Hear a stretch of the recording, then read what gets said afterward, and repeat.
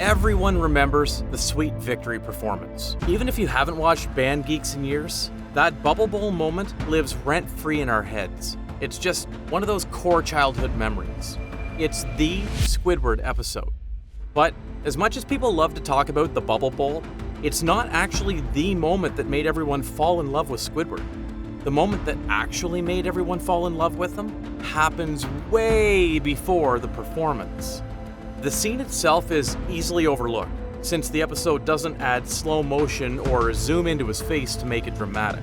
But for a character who usually exists just to be the punchline, that scene hits in a way that SpongeBob almost never does. Band Geeks starts the exact same way every Squidward episode does. He's at home, minding his own business, proudly playing clarinet, badly. And then the universe decides to ruin his day. Squilliam Fancyson. Squidward's version of your rich cousin who won't stop bragging calls him just to go, "Hey buddy, remember band class? Yeah, I got famous now. What are you doing, loser?" I'm the leader of a big fancy band now. Then he says he's going to perform at the Bubble Bowl, the Super Bowl of this universe. But then he asks Squidward to perform in his place, since he's so busy at being successful. What a jerk. Because the thing is, I'm sure Squilliam knows exactly what he's doing. He knows Squidward doesn't have a band. He knows Squidward hasn't accomplished anything close to this. That means he calls specifically to watch him fail on the big stage. It's basically a setup. And Squidward, being the desperate performer, falls for it instantly. He panics, he lies. He said that, of course he has a band, and they're definitely up to the task, and it's gonna be amazing. But sadly, before Squidward even knows what he's doing, he's already out on the street trying to make his lie real. He puts up flyers to form a band. He plans to drag every breathing organism in the town into this disaster. And he instantly regrets the decision. No one can play. Half of them don't even know what an instrument is. Is mayonnaise an instrument? And Squidward, who has waited his entire life for a musical breakthrough, suddenly becomes a babysitter for the most chaotic group in Bikini Bottom. Obviously, practice days go downhill in seconds. The two flag twirlers launch themselves into a blimp. Plankton picks the worst instrument possible for himself, the harmonica. Patrick and Sandy with their trumpet violence. As for Squidward, he just sinks further into despair.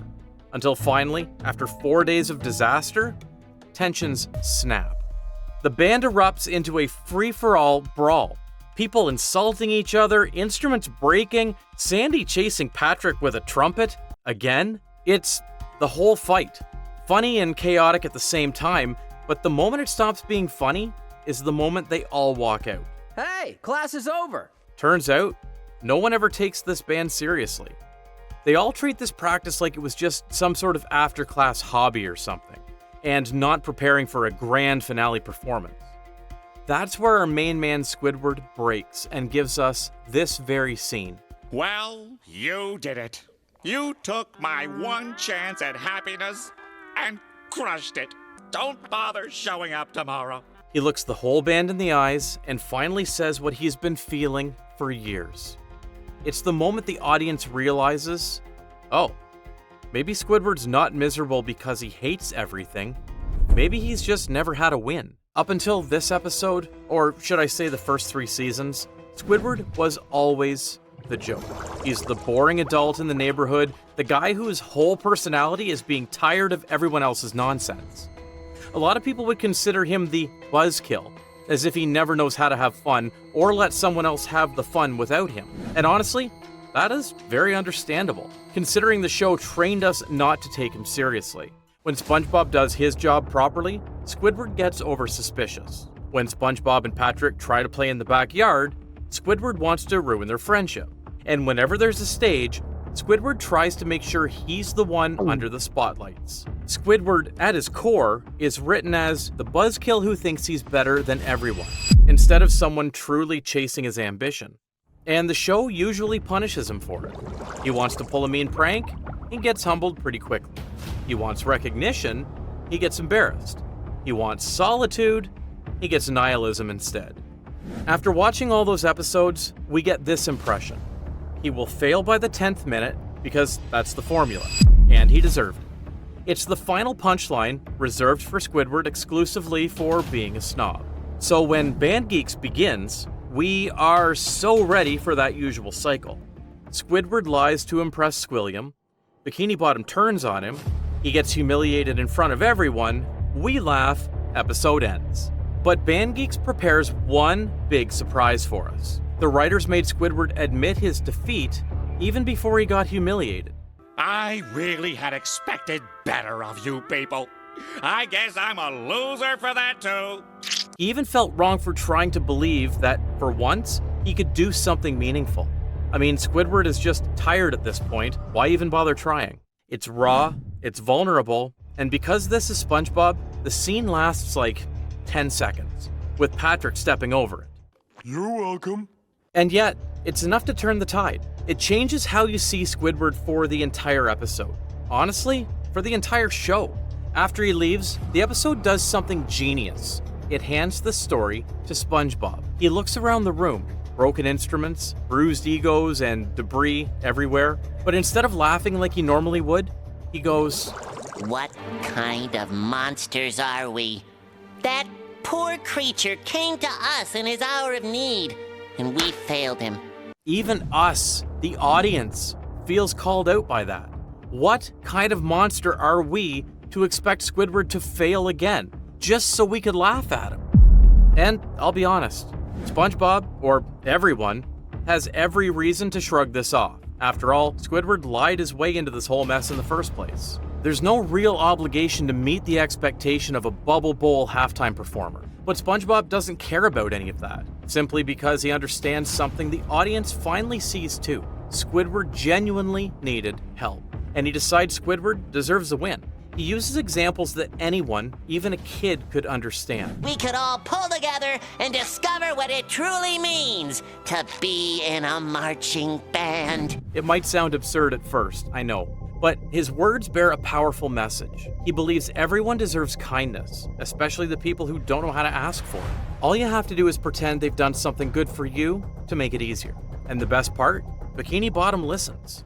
The entire town, the same people who just tried to beat each other with trombones, rallies behind one goal. Let's make Squidward proud. And that right there is the real emotional string of Band Geeks. It's the idea that the entire community of Bikini Bottom chooses to give Squidward his deserved happiness, simply because they finally see how much it means to him. Without this moment, without Squidward ever admitting his defeat, Sweet Victory wouldn't feel sweet at all. But with it, it became one of the most unforgettable moments in cartoon history.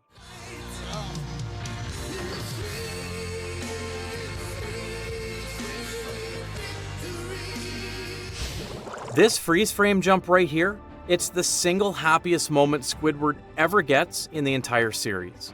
And the writers give it to us because they know we'd secretly been rooting for Squidward this whole time. But I have to point something out that almost nobody ever talks about. The plot for Band Geeks isn't really written like a normal SpongeBob episode.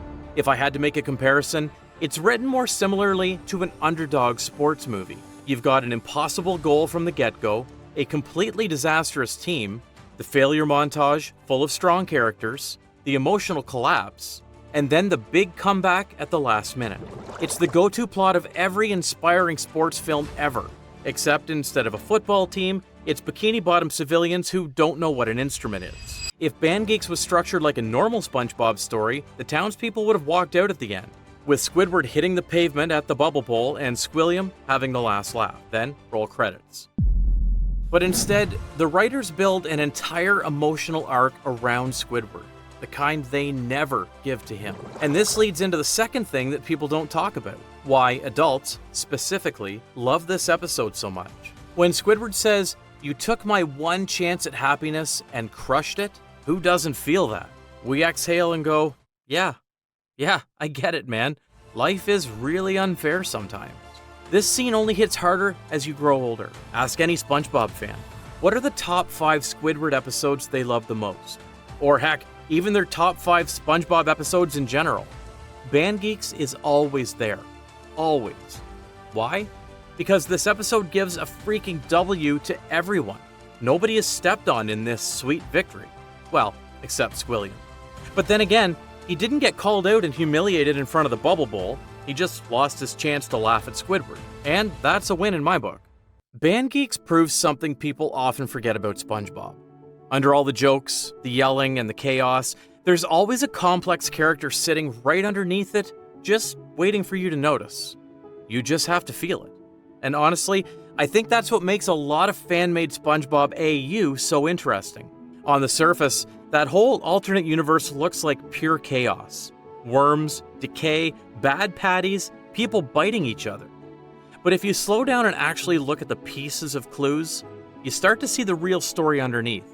And if this Squidward moment gave you an awe feeling, if it reminded you why you cared about this character in the first place, you are absolutely going to want to see how that same feeling hits when we break down the Infection AU. Check out my previous episode, SpongeBob Infection AU Finally Solved. And with that, I'll see you on the next dive.